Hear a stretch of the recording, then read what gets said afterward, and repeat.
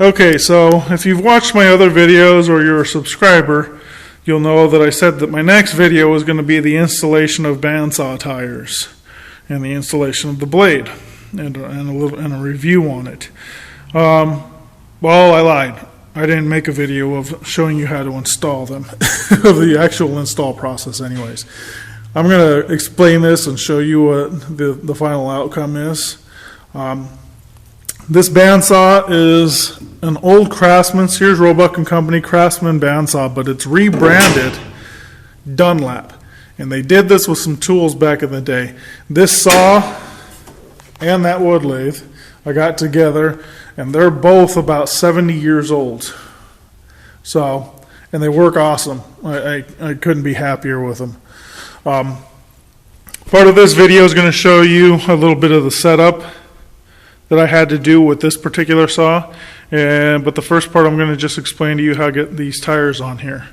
With this particular saw, you need to remove, on all saws, you're going to need to remove the wheel, both top and bottom. Okay, this is a 12-inch bandsaw. One thing I want to make very, very clear: when they say that it's a 12-inch bandsaw, that does not mean your tire or your wheels are 12 inches. Okay, what they're talking about is the space between here and here, the usable space, not the exact measurement. And the reason being is your usable space, this is what they call your throat. So you can slide wood in here. You know you can make a 12-inch wide cut with this bandsaw and still be able to squeeze it through. If this was exactly 12 inches, it would be more like 11 and a half. Or 11 inches of usable space, because you're going to be bumping up against this right here. Okay, these wheels are 12 3/4. Okay, from here to here is probably more like 13, just due to the width of the, the extra width of the tire on here. So if you have a 12-inch bandsaw, remember it's from there to there. Anyways, when you order your tires, with this, they're 12-inch tires. This particular saw, it's 3/4 inch wide by 12-inch diameter. Even though this wheel is bigger, the tire will stretch over it. It's the tire you need, 12 by 3/4 if you have this saw. Okay. In this saw, you take the set screw out, pull this collar off. Don't do that on the bottom. I'll explain why in a minute. If this has been lubricated well, you might be able to just slide it off. Otherwise, it might take a little bit of elbow grease to pull this off this shaft right here, but then you're good to go. With this bottom one, don't even mess with this collar. Come to this backside here, pull this pulley off. It's got a set screw the same as that collar. Pull the pulley off. If it will slide right out, awesome. If it doesn't, put a piece of wood up against this shaft. It will bend very easy. Don't just hit that with a hammer. I did it. I had to grind that shaft down to get this crap to work, to get the shaft out of here, to put the pulley back on. It wasn't that big of a deal to grind it down. Just don't do it. It's a headache that you don't want to deal with. Pull the pulley off, smack that shaft out of there, and this whole wheel, shaft, everything will just slide right out. Between the wheels and the bearings on both the top and the bottom, there's 2 washers. Don't lose them. There's also 2 washers on the pulley side. Don't lose them. So just know that they're going to be there.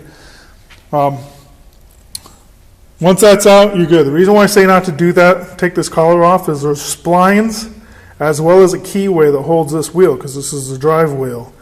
It's not easy to get out of there. Okay, you can, once it's out of the saw and you bang that shaft out of there, you can, but it's just easier to pull the whole shaft and everything out of there for setup purposes and the whole works. Okay, so just leave that there.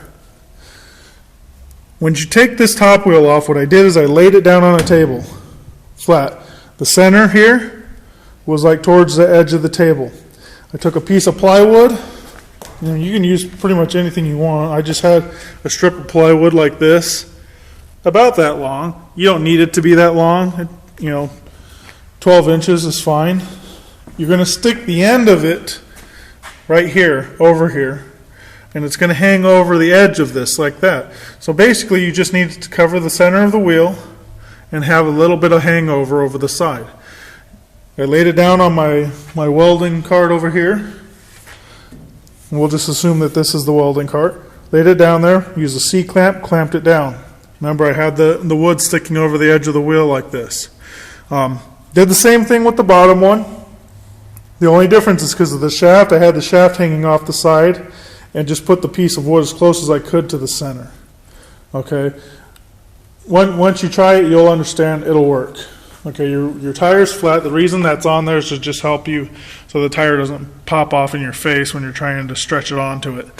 With these poly tires, you don't need any glue, but you will have to heat the tire up, okay, because these are much harder material than rubber. When you order them, if you order these orange ones, I got them on Amazon. They were like $30-something for the set, or $20-something for the set, I forget. But I ordered them. They were 12 inches by 3/4 of an inch for this particular saw. In the directions, it tells you to put them in boiling water with 9 drops of soap, get them up to 140 degrees. I just put them in some boiling water and poured in what I thought was enough soap. I didn't count 9 drops. I know it was more than 9 drops. It doesn't really matter, to be honest. The only thing you're trying to do is get the tire a little bit softer so it's a little bit more pliable so you can stretch it. Okay? Just use a kitchen pot. It's not going to ruin anything. If your wife tries to freak out, just do it when she's not home. It's fine. So on these poly tires, there's a weld, a plastic weld or whatever. See, right? You can kind of see the grinding on there. My camera's not focusing. There we go. That's the weld. When I had this laying down, let's assume this is laying down. And the board's laying like this. I put the weld behind it. Put the tire behind the board. And then I grabbed it from this side with one hand. And this side with the other hand. Not the wheel, the tire. Okay? And I'm going to pull it and stretch it around. Okay? And as soon as I get it stretched all the way around, you'll see it's not too difficult. You're going to want to put a screwdriver or a wooden dowel or something round. Screwdriver shaft in here, you're basically using the round part of it. You're not using the tip. And you're putting it on there like this, and you're rolling it. If I get this to focus again. And you're rolling it. And it's going to roll itself all the way around the wheel. And this is between the tire and the wheel. Okay? Let me put this back real quick. So you're going to roll it around there, and you're going to do it once, maybe twice. And the reason for that is it's going to even out the stretch. Let's say you got it on here, and you got it halfway on, and it's grabbing the edge, and you stretch it not quite as much here as you did here. Rolling that dowel or screwdriver around there will even that out. Okay? Once that's done, pull the screwdriver out of there, get the tire to make sure it's just sitting in the groove properly, and it's done.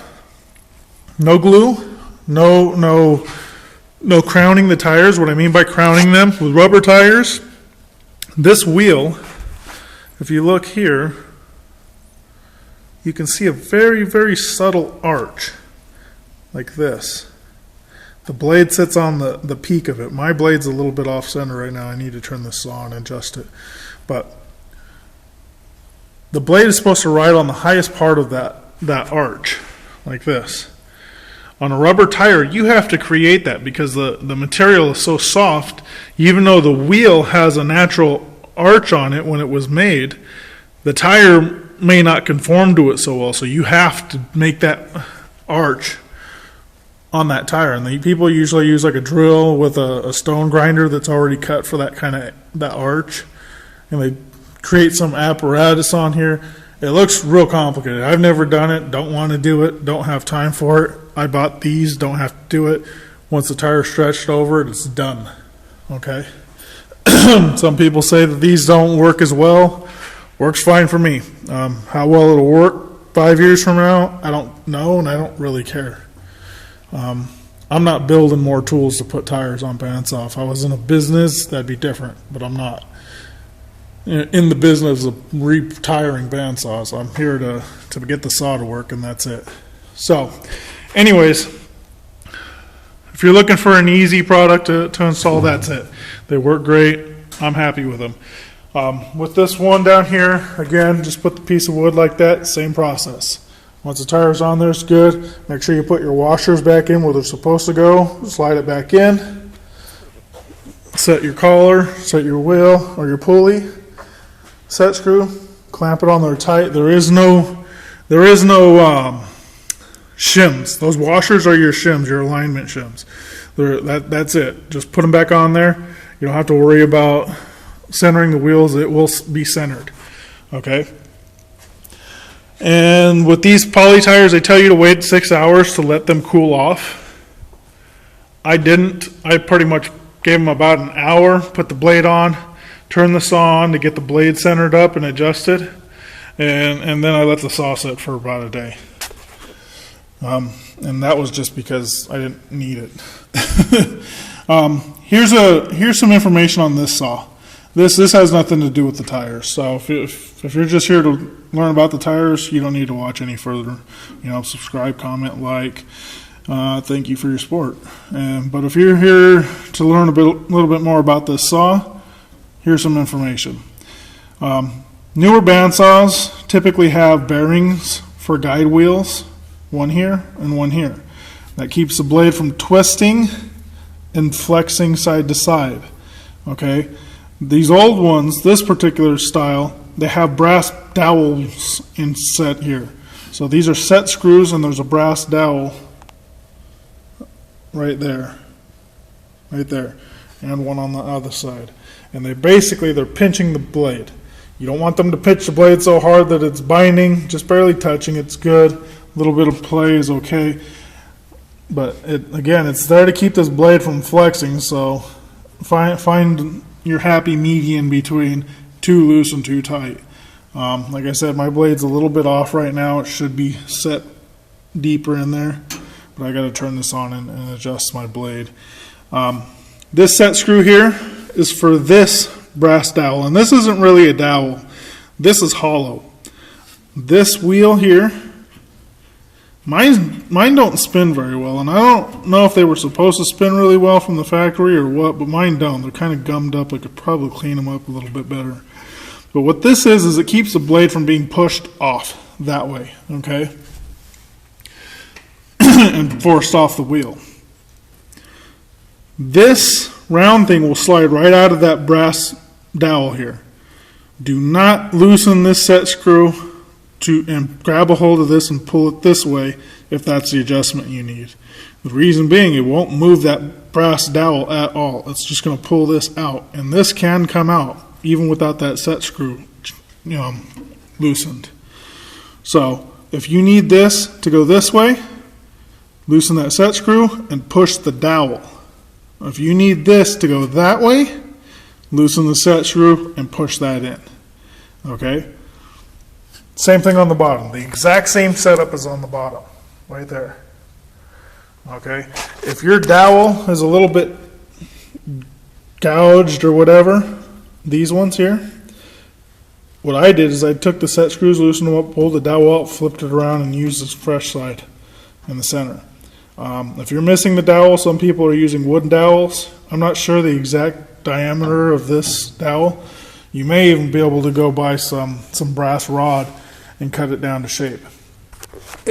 So, one last thing. This whole mechanism here is called a guide. If this, God damn, I can't get my camera to focus for anything. Anyways, if this is too far forward or too far back, the whole mechanism, not just the wheel, the whole mechanism, you can go here.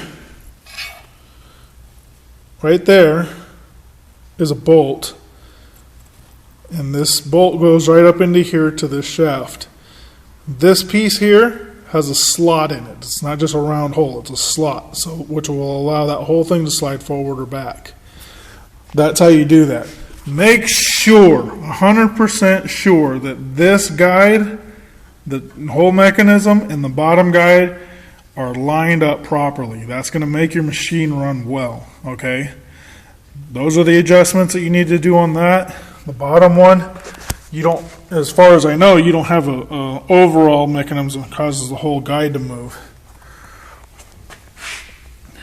But there's a set screw. Actually, I'm wrong. I lied to you. If I can get this here. There's a set screw right here. I can't even get this to show you. Let's see if I can get, yeah, there we go. There's a set screw right here. Not here. There's not one here. This is just a shaft. This set screw, actually this set screw, this is the shaft. This is the shaft. This set screw will allow the whole mechanism to slide in and out on those two shafts. Okay, right there. If I can get this to, you can't really see anything, but that's how you adjust the bottom one to get it to line up with the top one. So make sure those two things are lined up properly and your saw is going to run great. The blade that I got is this, I got it off Amazon. It's an Olson. As I drop shit on the floor, that's what I got. General purpose. Ouch. What size is it? It's an 80-inch blade, 1/4 inch, and .02 gauge, 6 teeth per inch. And when I measure the blade, when they say it's 1/4, they mean to the tip of the tooth to the back side of that blade. That's what they mean by 1/4. And it cuts really well, with really sharp radiuses. I can cut a radius about the size of about the circumference of a nickel, and I'm pretty good. I got to be careful, but I can still do it. So that's that. Subscribe, like, comment. Hope that helps you guys out. Really like this saw. Here's the model. If I can get this to focus. It is model number 103.0103. That's the model of the bandsaw.